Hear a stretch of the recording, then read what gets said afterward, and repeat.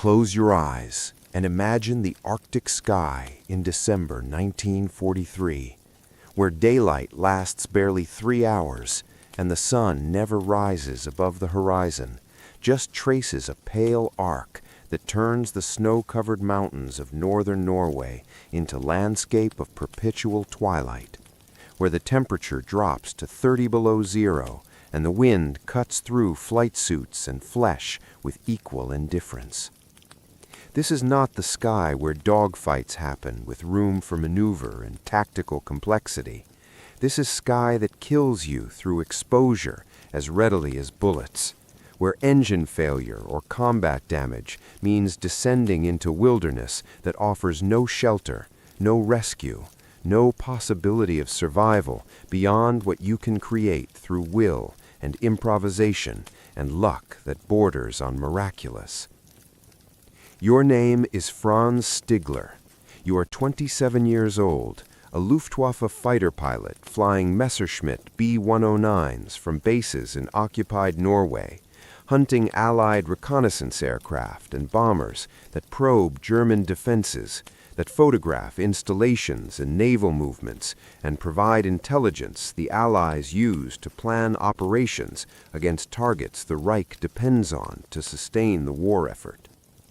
You have 43 confirmed kills, enough to make you ace several times over, enough that you fly with the confidence of someone who has survived hundreds of combat encounters and learned the invisible skills that separate pilots who last from pilots who die in their first engagements. December 17th, 1943. You are scrambling to intercept a British reconnaissance aircraft reported flying over the Barents Sea coast, racing north at maximum speed while your ground controller vectors you toward the contact, giving headings and altitude updates that should position you for attack if the bomber maintains course and does not detect you climbing from below.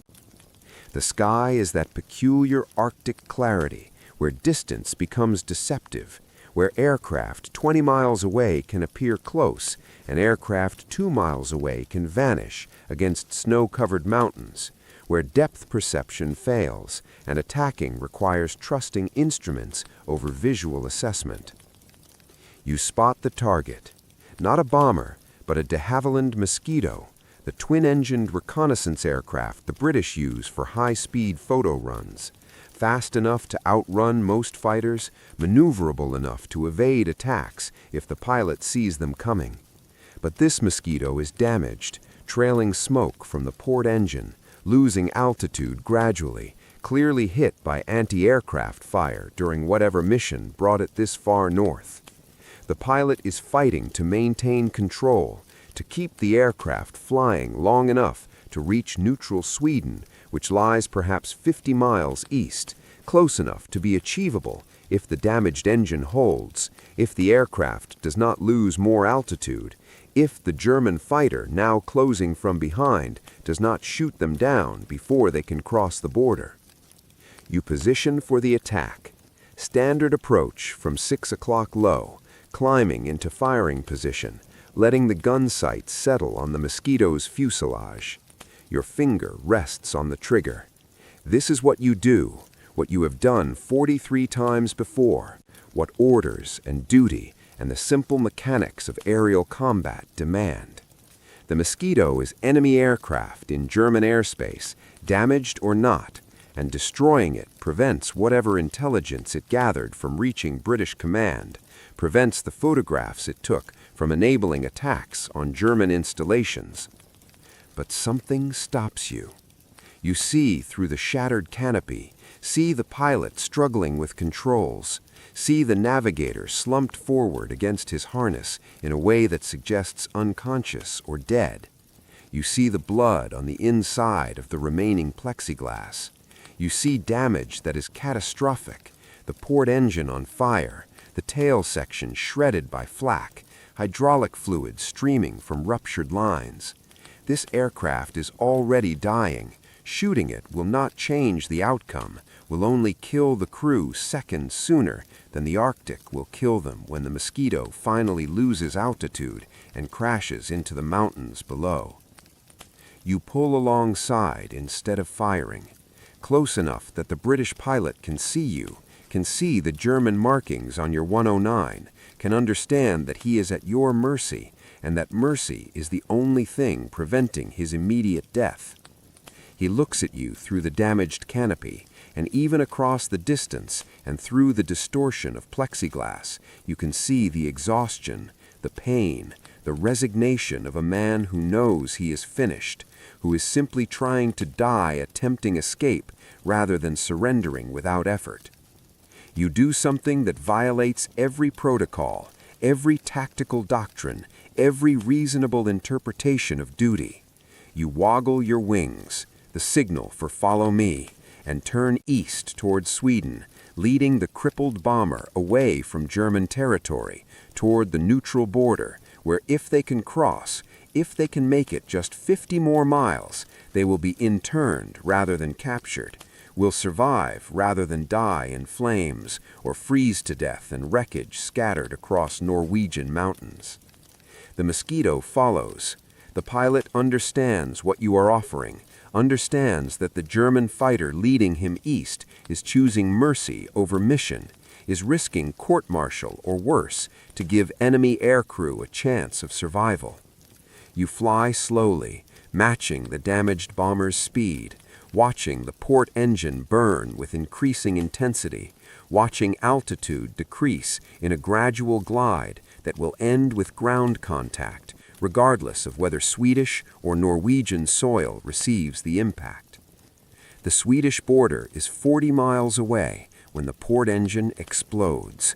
Not catastrophically, no fireball or debris cloud, just sudden intensification of the fire, followed by complete failure, the propeller windmilling freely, and the Mosquito yawing hard left as asymmetric thrust overcomes the pilot's control inputs. You watch him fight it, watch the aircraft stabilize briefly before entering a slow descending spiral that will end with ground contact in minutes, maybe less. The pilot is going to bail out. You can see him preparing, can see the navigator stirring now, regaining consciousness, both of them making the decision that staying with the dying aircraft means dying with it, that the Arctic wilderness offers better survival odds than riding the Mosquito into the mountainside. They jettison the canopy, and the wind blast hits them with force, visible even from your position flying alongside. The navigator goes first, tumbling from the aircraft into the slipstream, parachute deploying seconds later. The pilot follows, and you circle both parachutes as they descend toward the snow-covered forest below, descending into terrain that is uninhabited, unmapped, so remote that rescue is theoretical at best, that survival means walking out through conditions that kill experienced mountaineers who make small mistakes. You mark their position as precisely as possible, noting landmarks and coordinates, intending to report their location so Norwegian resistance or German patrols can attempt rescue. But even as you form this intention, you understand its futility. The weather is deteriorating rapidly, visibility dropping as snow begins to fall, and any rescue attempt will take hours to organize and days to execute through terrain that is barely passable in good conditions. The British aircrew will be dead from exposure long before help arrives, assuming help is even attempted for enemy personnel whose intelligence value might not justify the resources required to retrieve them from this God-forsaken wilderness. You make a decision that is insane by any rational measure. You lower your landing gear, reduce speed to just above stall, and begin searching for flat ground, for any stretch of snow-covered terrain that might support a landing, that might allow you to put your 109 down without flipping or sliding into trees or burying the nose and killing yourself in the process. Finding such terrain in this landscape is nearly impossible. Finding it quickly, before the weather closes in completely, is approaching miracle territory. But you find it. A frozen lake, small but sufficient, the ice covered with snow that might hide weaknesses but appears solid, appears capable of supporting the weight of an aircraft if you can land softly enough, if you can avoid stressing the ice beyond its load capacity. You commit to the approach. The landing is controlled crash more than proper touchdown. The 109 slamming onto the frozen lake with impact that rattles your teeth and sends the aircraft skidding across ice and snow in a straight line that you cannot steer, can only ride out while praying the nose gear holds and the ice does not crack, and the far shore with its trees and rocks does not arrive before momentum bleeds away. The aircraft slides 200 meters before stopping, the propeller still windmilling, the engine ticking as metal contracts in the Arctic cold. You sit in the cockpit for a moment, hands still gripping the stick, unable to quite believe you are intact, that the landing did not end with the 109 inverted or on fire or sinking through shattered ice into water that would kill you in minutes. You climb out, drop to the ice, and immediately understand the magnitude of the mistake you have just made. The temperature is perhaps minus 35 Celsius, cold enough that exposed skin freezes in seconds, that breath crystallizes instantly into ice particles that hang in the air. You are wearing flight suit and leather jacket, gear designed for cockpit temperatures, not Arctic survival, and you have no cold weather equipment, no tent or sleeping bag, no supplies beyond the emergency rations and first aid kit standard in all Luftwaffe aircraft. And you have just grounded yourself in Norwegian wilderness to save 2 British aircrew who have no reason to trust you, who might reasonably assume this is elaborate trap, who even if they accept your help probably cannot survive the cold regardless of your intentions. You orient yourself using the landmarks you memorized during the parachute descent, start walking through snow that is waist-deep in places, that requires exhausting effort to traverse, that turns each 100 meters into achievement, that costs calories you cannot afford to burn. The distance is perhaps 3 kilometers, in normal conditions a 30-minute walk. In this terrain, in this cold, wearing flight boots never intended for hiking, 2 hours minimum, possibly more, assuming you do not lose the route, do not fall through ice or snow into hidden crevasses, do not simply succumb to the cold before reaching them. You find them by sound first, the British pilot calling for his navigator, his voice carrying across the silent landscape with eerie clarity. They have found each other, are together near the base of a large pine tree, where snow accumulation is less severe, where the forest canopy provides minimal shelter from the wind that cuts through every layer of clothing and seeks out skin to freeze. You see you approaching, and the pilot's hand goes to his service revolver, drawing it with fingers that are already stiff from cold, pointing it at you with the shaking grip of someone experiencing early hypothermia. "I am not here to capture you," you say in English that is heavily accented but comprehensible. "I am here because you will die if I do not help you, and I could not shoot you down, so I cannot let you freeze to death. We must work together, or we all die. Do you understand?" The pilot, his name is Charles Brown, you will learn later, a flight lieutenant from Coastal Command, stares at you for a long moment, the pistol wavering, his face showing the calculation behind the simple question of whether to trust the German fighter pilot who just landed in the wilderness to save them. His navigator, Colin McPherson, is unconscious again, breathing but clearly concussed from the flak hit, possibly with internal injuries that make movement dangerous, but which cannot be assessed or treated in current circumstances. "Why?" Brown asks, finally, the pistol still raised but no longer pointing directly at you. "Why would you do this? Why help us?" You do not have a good answer, not one that makes tactical or strategic sense, not one that justifies the decision to any authority that might demand explanation. "Because I could not do otherwise," you say, which is truth but insufficient, which explains nothing about the impulse that stopped you from firing, that made you waggle wings instead of pulling trigger, that brought you down into this frozen hell to save men you should have killed. Brown lowers the pistol, perhaps because he recognizes sincerity, or perhaps because he understands that arguing wastes time neither of you have, that survival requires cooperation, regardless of nationality, or the fact that hours ago you were hunter and he was prey. "We need shelter," Brown says, his teeth chattering, his words coming in fragments between shivers. "McPherson needs medical attention. We need fire, water, something warm to drink, or we will be dead by morning. You have no medical supplies beyond basic first aid, no way to build fire without dry wood, which does not exist in this snow-saturated landscape, no tent or tarp, or any means of creating shelter beyond what can be improvised from aircraft wreckage and parachute silk and whatever materials the forest provides. But you have 2 parachutes, have the downed mosquito perhaps 2 kilometers north if it has not burned completely, have your own 109 with its emergency supplies and the possibility of using the aircraft as windbreak if you can navigate back to the lake.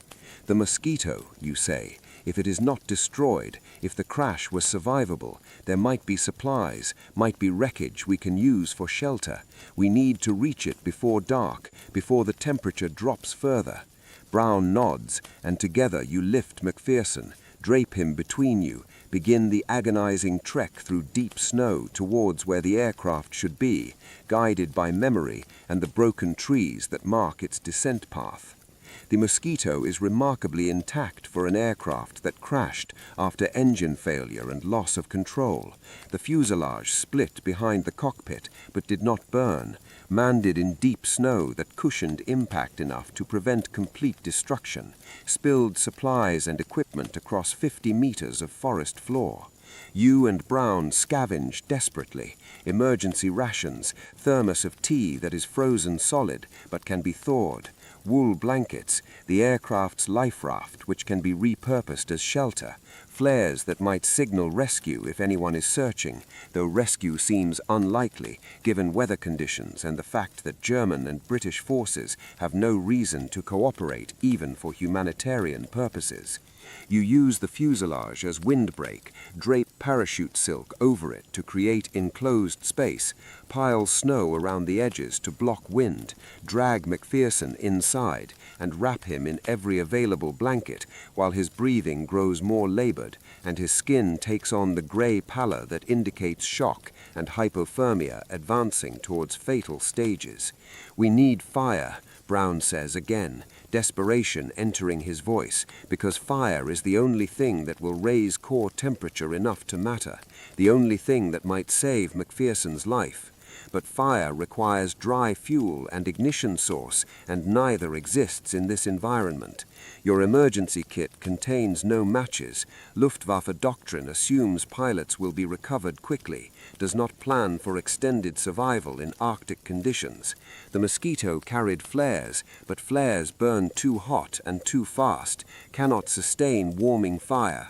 You try anyway. Gather the driest wood available, shave bark with knife to create tinder, attempt ignition using friction method that works in theory but requires dry materials and time and finger dexterity none of you possess. The effort fails repeatedly, wasted calories and precious time, while temperature continues dropping and McPherson's condition deteriorates. Then Brown remembers something. The aircraft fuel, he says. If there is fuel remaining in the mosquito's tanks, if we can drain it somehow, we can soak wood and ignite it with flare. The idea is dangerous. Aviation fuel burns explosively, can create fireball that kills anyone nearby if ignition is mismanaged. But dangerous is better than impossible, and impossible is the alternative to attempting fire. You crawl under the mosquito's wing, locate fuel drain, open it with numb fingers that barely function. Fuel pours out sluggishly, partially frozen but still liquid, pooling in a container you fashion from salvaged metal. You carry it back to the shelter, soak wood carefully, position everyone behind makeshift barrier, ignite the fuel with flare, while praying the explosion is controlled, survivable. The fuel ignites with a whoosh that singes your eyebrows and creates a fireball that lasts perhaps 5 seconds before settling into actual fire. Actual flames consuming the fuel-soaked wood with heat you can feel even from meters away. Heat that represents the difference between survival and death, between McPherson making it through the night and his body being found frozen when spring arrives and the snow melts.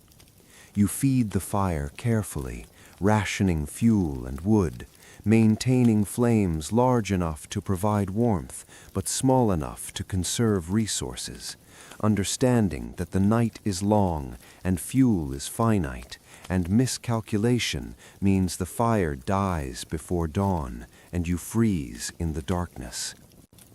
Brown tends to McPherson, removing outer layers to assess injuries by firelight, discovering broken ribs and possible internal bleeding, but nothing that can be addressed in current circumstances, nothing that treatment exists for beyond keeping him warm and waiting for either rescue or the natural progression of internal injuries toward critical failure.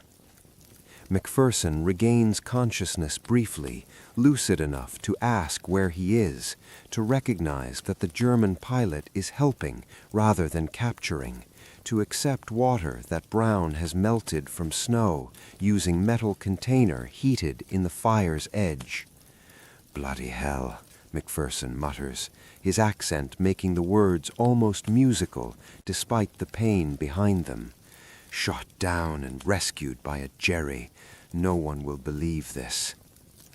The night stretches with that peculiar timelessness that extreme situations create, where minutes feel like hours and hours compress into moments, where you exist only in the immediate present because planning beyond the next few minutes is impossible, is wasted energy on futures that depend entirely on variables beyond your control. You and Brown take turns feeding the fire and monitoring McPherson, establishing wordless cooperation born of necessity, of the recognition that nationality and allegiance mean nothing when survival requires shared effort, when the enemy is not each other but the cold and the darkness and the wilderness that will kill all of you impartially if you make mistakes. Brown asks why you did not shoot them down. The question comes during his watch, during the quiet hours after midnight, when McPherson sleeps fitfully and you are trying to rest but cannot because cold prevents actual sleep, allows only the shallow unconsciousness that leaves you aware of your surroundings and vulnerable to waking at any sound. "You had perfect position," Brown says, not accusatory but genuinely curious. "You could have killed us easily. Why did you choose mercy over duty?" You think about this, trying to articulate something you do not fully understand yourself, trying to explain the impulse that overrode training and orders and the simple mechanics of aerial combat. "I saw you were already finished," you say finally. "Shooting you would not have changed anything except the manner of your death, and I have shot down 43 aircraft, have killed perhaps that many pilots, and I am tired of adding to the count when the killing serves no purpose beyond satisfying bureaucratic requirements for confirming victories." Brown is quiet for a moment, processing this. "You said 43. That makes you an ace many times over. The Luftwaffe celebrates pilots like you, uses you in propaganda, holds you up as examples of German superiority. But you sound disillusioned, like you do not believe in the cause anymore, if you ever did." His observation is dangerous, could be interpreted as invitation to defect or admission of treasonous sentiment, could get you executed if repeated to the wrong people. But here, in this shelter made from aircraft wreckage, in wilderness where authorities' reach cannot extend, Truth feels safer than calculation.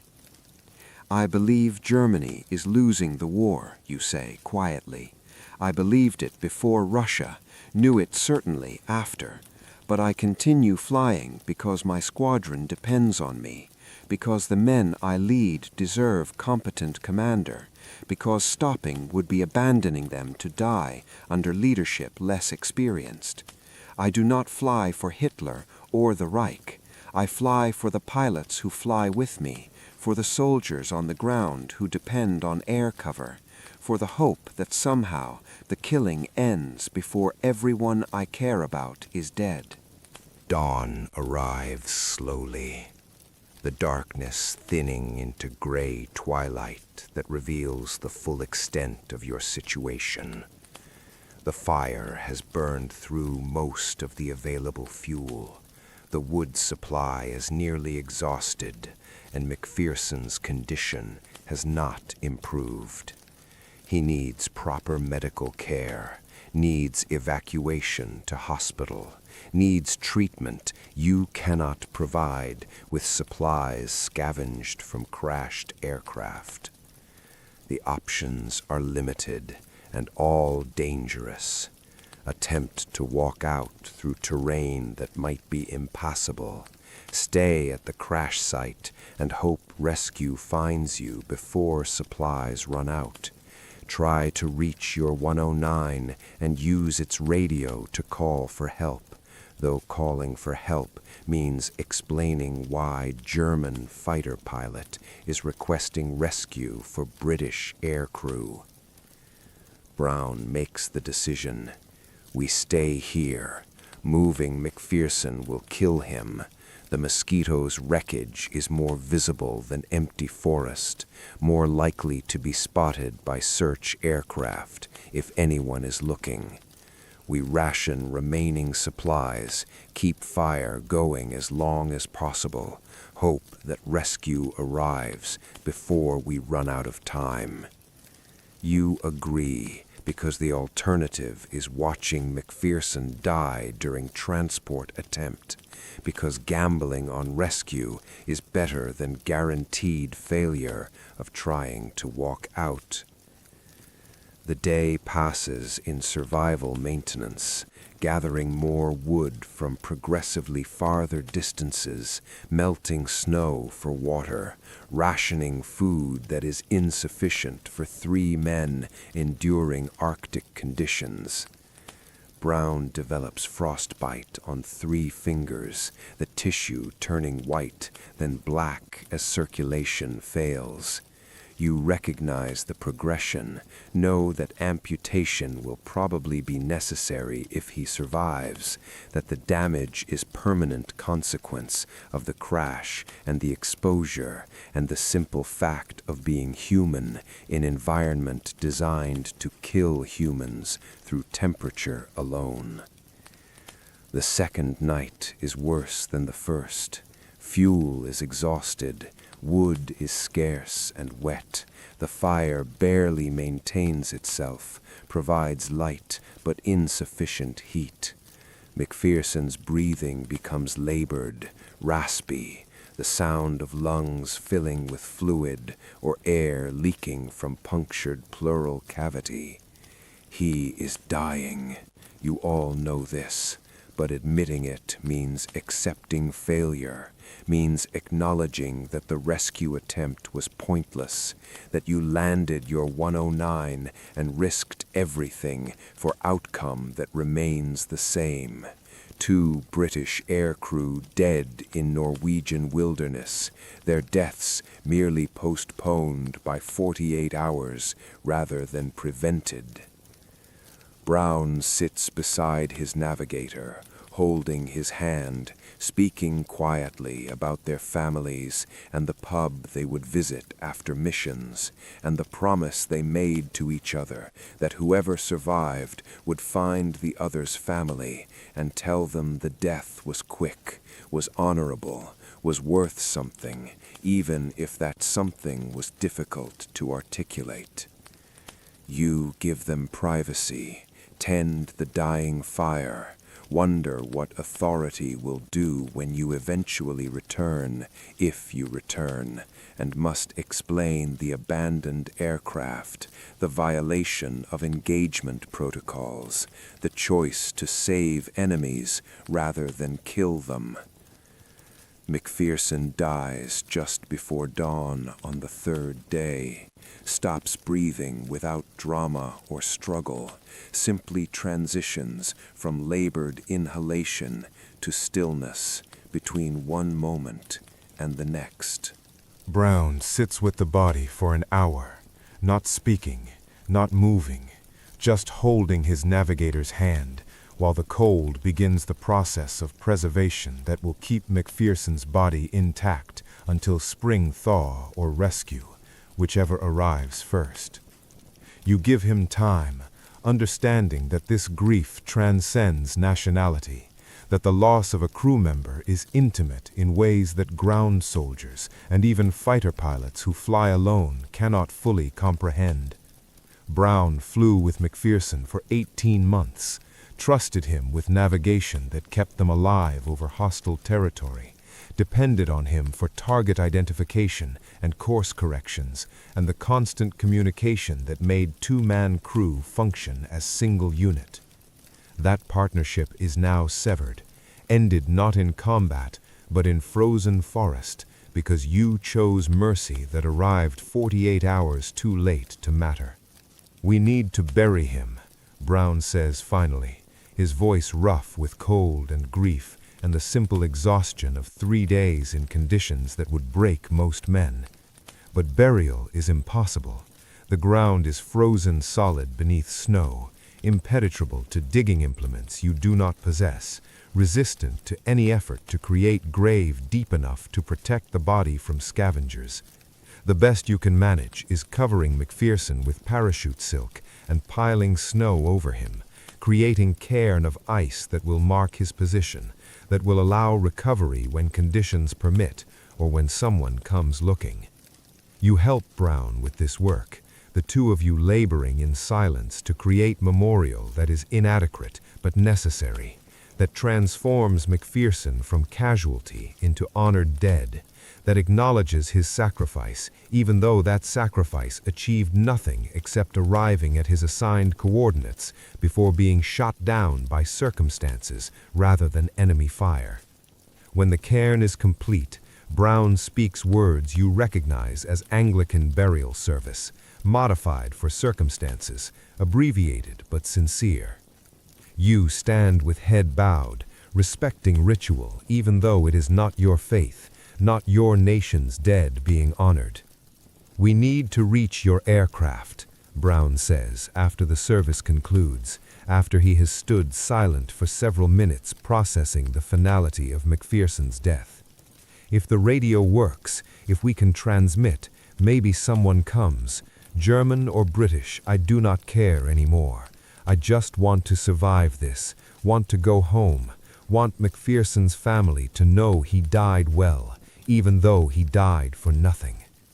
The bitterness in his voice is sharp, honest, the acknowledgement that all the rationalizations about duty and sacrifice ring hollow when your friend freezes to death in the wilderness because the mission went wrong and rescue never arrived. The walk to your 109 takes 6 hours through snow and cold that would have killed you 3 days ago, but which you have somehow adapted to through sheer necessity, through the body's remarkable capacity to endure conditions beyond its design specifications when the alternative is death. Brown's frostbitten fingers are useless now, the tissue dead and blackening, and he walks with pronounced limp that suggests his feet are similarly damaged, that he is accumulating injuries that will require amputation or extensive treatment if he survives long enough to reach medical care. The 109 is where you left it, snow-covered but intact, the canopy frozen shut, requiring both of you to chip ice away before you can open it and access the radio. The batteries are nearly dead from cold, the radio barely functional, but you manage to coax it into transmitting on emergency frequency, broadcasting Mayday in German first, then English, repeating coordinates and situation, downed Luftwaffe fighter pilot and surviving British aircrew requesting rescue, one friendly casualty, severe weather, situation critical. The response comes within minutes, shocking in its immediacy. Norwegian resistance monitoring frequencies, relaying message to both German and British authorities, creating confusion about who has responsibility for rescue, whose jurisdiction covers downed pilots in neutral territory that is technically occupied by Germany, but practically controlled by no one in the remote regions where crash occurred. The radio conversation is surreal. German controller demanding you explain why you are requesting rescue for British personnel. British controller demanding Brown explain why he is cooperating with German pilot. Both of you too exhausted and cold to care about the political complications, simply repeating that rescue is needed immediately, that further delay means additional casualties. The compromise is reached at higher authority levels than radio operators can adjudicate. Norwegian resistance will attempt rescue, will be permitted to transit German-controlled territory without interference, will deliver both of you to neutral Swedish authorities who will determine status and appropriate disposition. The rescue will take 12 hours to organize and execute, require cross-country ski approach and evacuation by sled, because no aircraft can land in current weather, no vehicle can navigate terrain between your position and nearest road. You and Brown return to the shelter, to the dying fire and the remaining supplies, to wait for rescue that might arrive in time or might find your bodies frozen beside McPherson's cairn, casualties of exposure after surviving crash and 3 days of Arctic conditions. The wait is wordless, both of you too depleted for conversation, too focused on the basic work of staying alive, maintaining fire, forcing down food that bodies no longer want, moving periodically to prevent frostbite from advancing, monitoring each other for signs of hypothermia, progressing towards fatal stages. The Norwegian resistance arrives as promised, 12 hours later. 4 men on skis, pulling sled designed for Arctic rescue, carrying supplies and medical equipment, and the blessed relief of people who know what they are doing, who have expertise in survival conditions that you and Brown improvised through. They assess both of you with professional efficiency, noting the frostbite and hypothermia and general deterioration, deciding that immediate evacuation is essential, that further delay risks losing both of you to conditions you have miraculously survived for 3 days. The evacuation is agony, strapped to sled, unable to move, being pulled through terrain at speeds that seem reckless, but which the Norwegians assure you are necessary to reach shelter before nightfall, before weather deteriorates further, before your injuries progress beyond field treatment capability. Brown is on separate sled, similarly immobilized, and you lose sight of him as the rescue team splits to navigate different routes through forest. The separation feels wrong after 3 days of enforced partnership, of surviving together against environment that tried relentlessly to kill you both. You reach Swedish territory after 8 hours of transport, cross a border that is invisible on landscape but significant in international law, that transforms you from combatants into refugees, from enemies into survivors requiring humanitarian assistance regardless of nationality.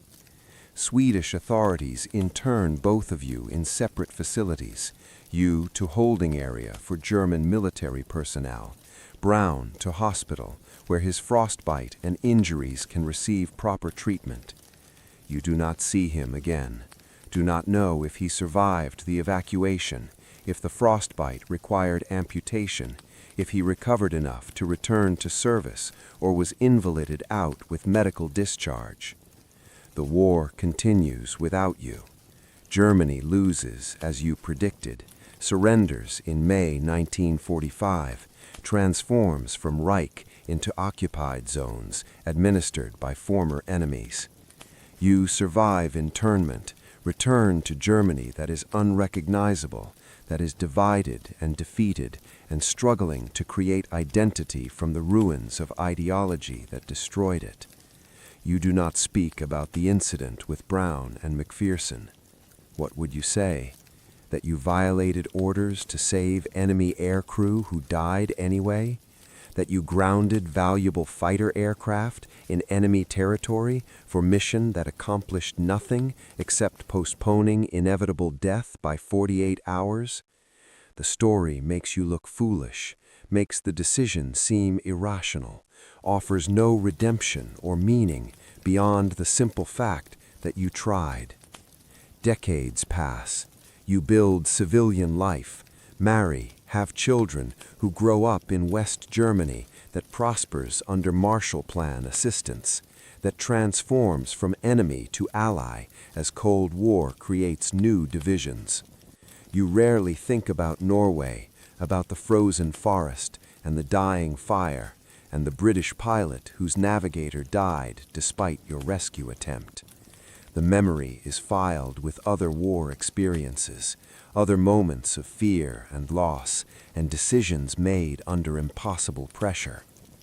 Then, in 1980, a letter arrives. The letter is forwarded through veterans organizations and military archives, passed from British Ministry of Defense to German veterans groups, to your current address in Munich, where you live quietly in retirement, working occasional consulting jobs with aviation companies, but mostly enjoying the grandchildren and the garden and the simple blessing of having survived when so many others did not. The envelope is British, the handwriting shaky but legible, and when you open it, the signature stops you cold.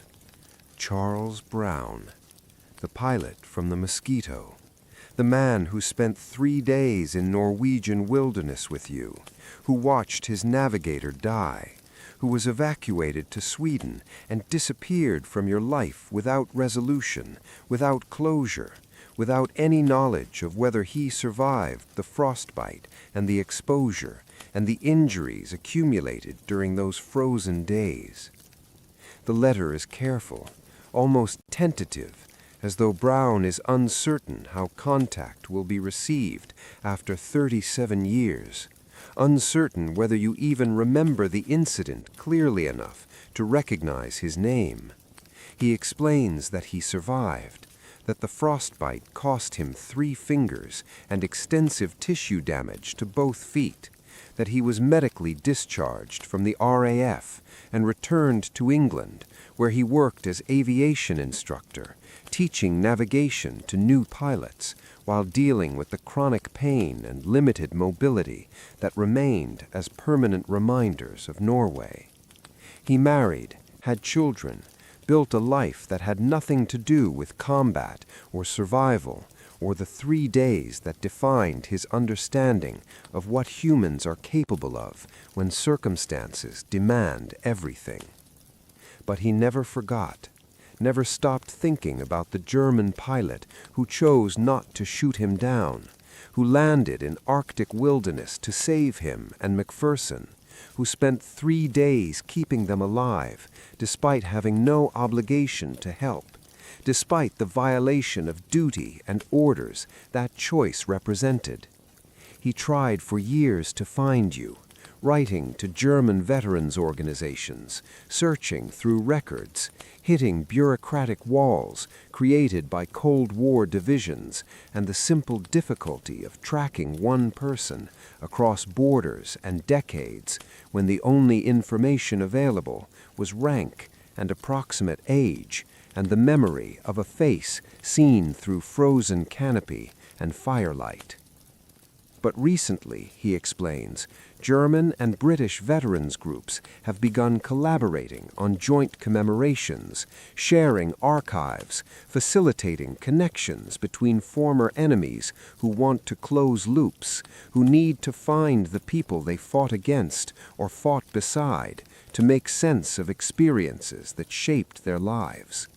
Through these networks, through patient searching, and the help of historians who understood why the connection mattered, he found you, found your name, your service record, your current address, and now he wants to meet, wants to sit across from you in circumstances that do not involve dying fire and frozen forest, wants to say thank you for trying to save McPherson, even though the attempt failed, for risking your life for enemies who had no claim on your mercy except the simple fact of their humanity.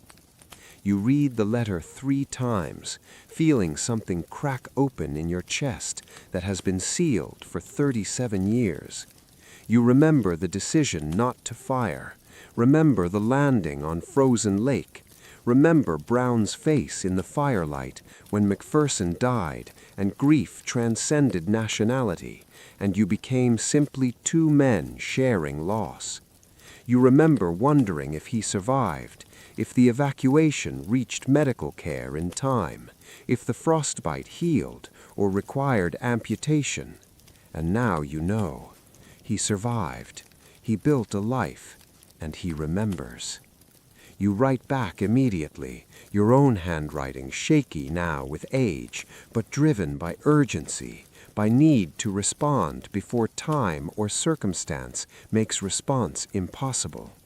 You tell Brown that yes, you remember, that the 3 days in Norway remain among the most vivid memories of the war, despite 40 years of accumulated experience, that you have wondered about him and McPherson and whether the choice to help was worthwhile or simply postponed the inevitable.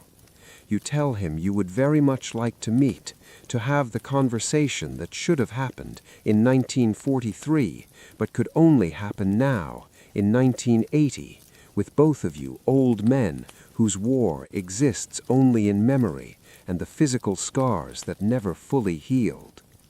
The meeting is arranged for October 1980 in neutral London, halfway between Munich and Brown's home in Yorkshire, in hotel restaurant where you can talk without interruption, without the weight of national allegiances or the complications of meeting on soil that belongs to either of your former nations.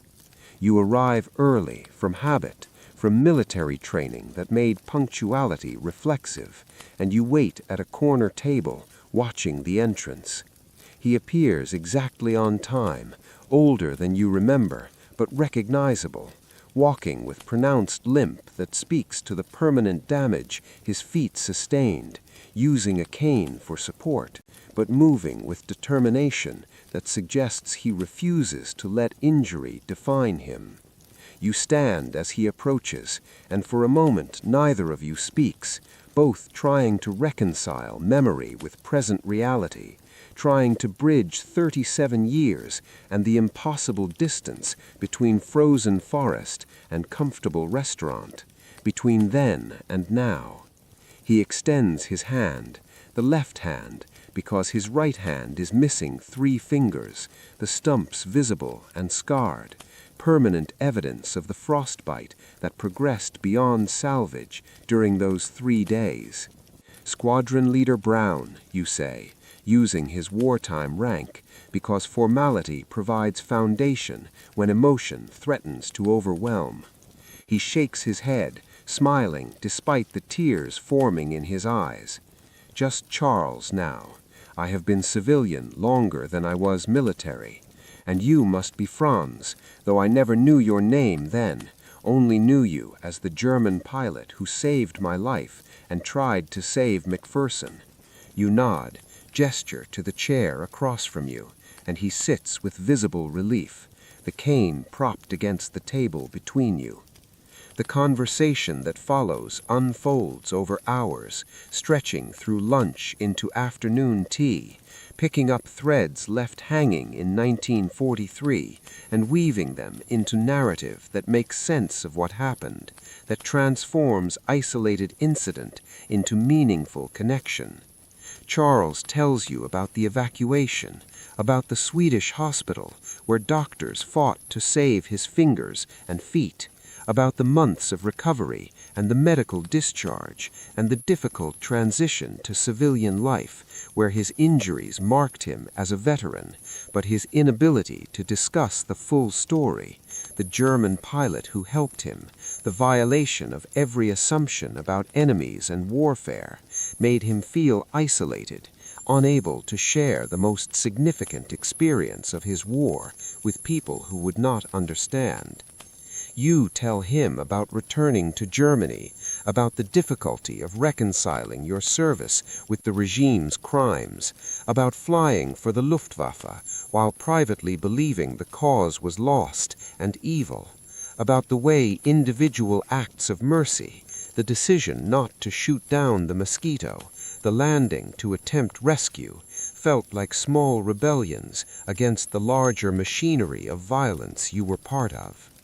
You tell him you have thought about McPherson often, about whether different decisions, calling for rescue immediately, staying at the lake instead of attempting to reach the mosquito, might have saved him, whether his death was inevitable, or whether you failed him through inexperience with Arctic survival. Charles shakes his head firmly. You did not fail McPherson. I failed him by getting him shot down, by not evading the flak, by crashing the aircraft in a way that injured him fatally. You tried to save him after I had already killed him through my mistakes. The 3 extra days we had, those were a gift from you, were time I would not have had to say goodbye, to honor his sacrifice, to tell him his family would know he died well. That matters. That meant everything to me then, and means everything to me now. The forgiveness feels undeserved, but you accept it because refusing would undishonor the grace he is offering, would waste the opportunity this meeting represents. You talk about your families, about the children and grandchildren whose existence traces back to that moment when you chose not to fire, when you woggled wings instead of pulling the trigger.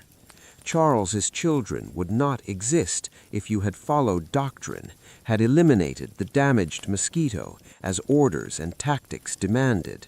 You both continue meeting over the following years, the friendship deepening as you discover shared love of aviation and gardening, and the particular exhaustion of watching history simplify events you lived through into narratives that miss the complexity, the moral ambiguity, the way good people made terrible choices, and terrible people sometimes made good ones, and most people existed somewhere between those extremes, trying to survive while maintaining whatever shreds of conscience the war had not yet destroyed. Charles Brown dies in 2008 at age 87, having outlived most of his generation, having survived long enough to see the Cold War end and Germany reunify and the entire structure of European politics transform beyond recognition. You attend his funeral in England, stand among family and friends who know you as the German pilot from the story Charles told them countless times, who understand that you represent something important about their father's life, about the moment when enemy became friend, when the categories war requires dissolved in face of shared humanity and desperate survival. You die 3 years later, at 95, your own obituary mentioning the incident in Norway, the rescue attempt, the friendship that developed 37 years later when you and Charles finally met and discovered that the connection forged in frozen wilderness had survived decades of separation, had proven stronger than the national allegiances that temporarily divided you. Your children donate your papers to an aviation museum where they are displayed alongside Charles's letters, creating archive that documents not just the tactical details of the incident, but the human dimension, the moral complexity, the way two men from different nations found common ground in the shared experience of surviving when they should have died. And now, both of you are gone.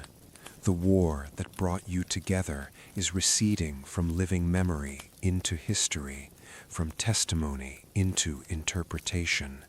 But the story endures because people need evidence that mercy is possible, even in circumstances designed to eliminate it, that enemies can become friends, that individual choices matter, even when those choices seem futile, even when the people you try to save die anyway, even when the only outcome is knowing you tried. You chose compassion over expedience. You remained human when dehumanization was easier.